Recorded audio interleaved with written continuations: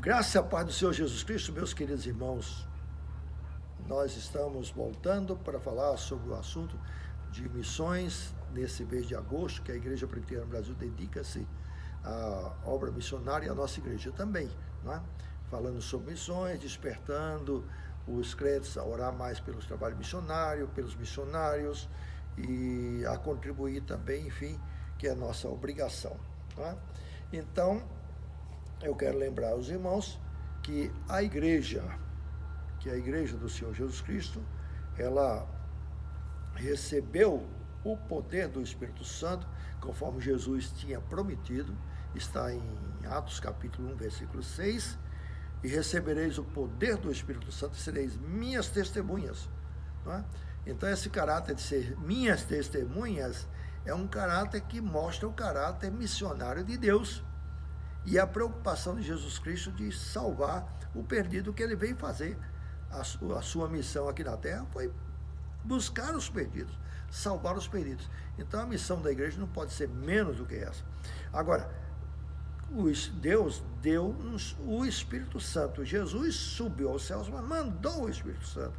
E o Espírito Santo é o Deus que prepara, é o Deus que convoca, é o Deus que habilita, é o Deus que vai converter os pecadores. Portanto, o caráter de Deus e o caráter missionário estão jungidos, não é? Quando a igreja faz a sua obrigação de pregar o Evangelho, sendo testemunhas de Jesus, testemunha de Deus, tanto em Jerusalém como em Judeia, Samaria, até os confins da terra. O livro de Atos dos Apóstolos é mostrando como a igreja cumpriu essa missão, não é? A missão de ser testemunha em Jerusalém, em Judeia, Samaria e confins da terra. Aqui estão, em resumo, as missões urbanas, as missões regionais, as missões nacionais e as missões transculturais. No livro de Atos dos Apóstolos, esse esboço está muito bem claro. Então, meus queridos, não tem como a gente pensar duas vezes. Nós temos uma obrigação e um caráter missionário. O propósito da igreja é glorificar a Deus. E a missão da igreja é expandir o Evangelho da graça de nosso Senhor e Salvador Jesus Cristo. Eu, você, todos nós estamos inclusos nesse objetivo. Ninguém pode se isentar. Tá bom? Então, quando a igreja nasceu, ela cresceu ali ao redor do mar Mediterrâneo, que eram as províncias dominadas pelo Império Romano. Mas dentro de um espaço muito curto, logo a igreja estava transcendendo, estava indo além das fronteiras do Império Romano. De modo que um pai da igreja, chamado Tertuliano, do terceiro século, ele disse o seguinte: olha, nós já estamos em todo lugar, nós estamos nos palácios, nós estamos nas vilas, nós estamos nas cidades, nós estamos em todos os lugares. Ou seja, havia cristãos convertidos em todos os lugares do Império Romano, até indo além do Império Romano.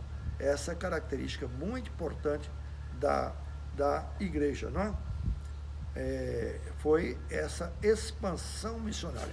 Evidentemente, a gente tem que lembrar que o apóstolo Paulo foi o primeiro assim, desbravador das missões entre os gentios, não é?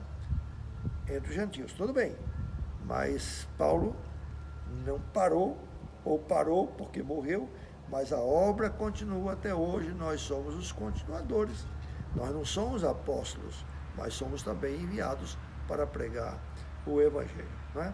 Então, é assim que a igreja nasceu, correto? O Cornélio foi o primeiro gentil a ser batizado, a se tornar cristão, e dali o Evangelho passa a se divulgar por todo o mundo.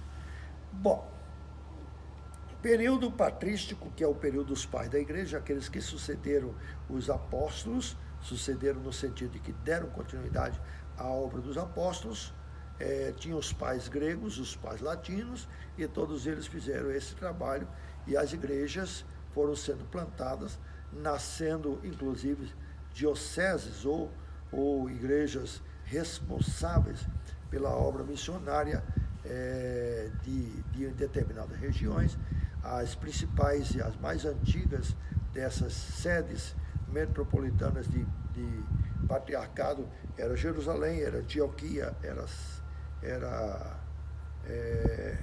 Alexandria, não é? Também Roma, no Ocidente, e Constantinopla, por as sedes da igreja nessas regiões. E todo esse tempo, meus queridos irmãos, foi um tempo também de crescimento. O trabalho dos cristãos durante alguns séculos foi cristianizar os bárbaros que haviam chegado no mundo ocidente e tomado conta a ponto de fazer com que o Império Romano caísse. Então, tem as missões entre os bárbaros. Um dos trabalhos mais importantes que a gente destaca foi a iniciativa de um Papa, chamado Gregório I, do VI século, que ele enviou Agostinho, que não é o teólogo de Hipona, mas Agostinho é o missionário. Ele era prior de um mosteiro em Roma e foi enviado com mais 40 missionários para as Ilhas Britânicas, fazendo assim um trabalho extraordinário, batizando inclusive multidões. Ele é o pai do cristianismo inglês, é o pai da igreja inglesa, entendeu? Isso mostra também a obra missionária. Patrício fez o trabalho é um outro missionário que anteriormente a Agostinho trabalhou entre os irlandeses. Tem Bonifácio, que trabalhou também entre os alemães. Enfim, a igreja, mesmo de um modo ainda reduzido, mas ela não ficou parada, ficou conquistando os povos não conquistados para alcançar essa gente que não conhecia o Evangelho do nosso Senhor e Salvador Jesus Cristo, tá bom? Então, a gente hoje tem que fazer esse trabalho. Agora, eu quero dar esse pulo da Idade Média e dizer que foi no período da Reforma que o trabalho missionário, no sentido de ganhar vidas para Jesus Cristo, foi um tanto reduzido, porque os reformadores, eles não se preocuparam muito em evangelizar os povos não alcançados. A maior preocupação dos reformadores e dos cristãos da época da Reforma Protestante era de alinhar o cristianismo, porque o cristianismo estava distorcido, o cristianismo tinha sido inserido muito paganismo, muitas coisas erradas no cristianismo. Então, eles tiveram o trabalho de colocar, digamos assim, nos trilhos, na reta, na doutrina correta, porque a igreja havia em muito se desviado. Havia muito paganismo já no meio da igreja, muitas distorções teológicas, muitas práticas que não eram bíblicas. Então, os reformadores, e aquela primeira geração dos reformadores, eles se preocuparam mais, não era de evangelizar os povos não alcançados, mas sim de alinhar os chamados cristãos numa verdadeira e numa reta doutrina, numa ortodoxia correta conforme as Sagradas Escrituras. Por isso que nessa época surgiram diversas confissões de fé, como a confissão de Heidelberg, como a confissão helvética e posteriormente a confissão de Westminster, porque era uma forma de colocar dentro de um quadro ou dentro de um ambiente uma doutrina correta do que as Escrituras ensinam sobre Deus, sobre as Escrituras, sobre a salvação, sobre o homem, sobre o pecado, sobre Cristo e sobre as demais coisas, né? Mas, então, o período Reforma e o período um pouco posterior à Reforma não foi tão preocupado com a obra missionária.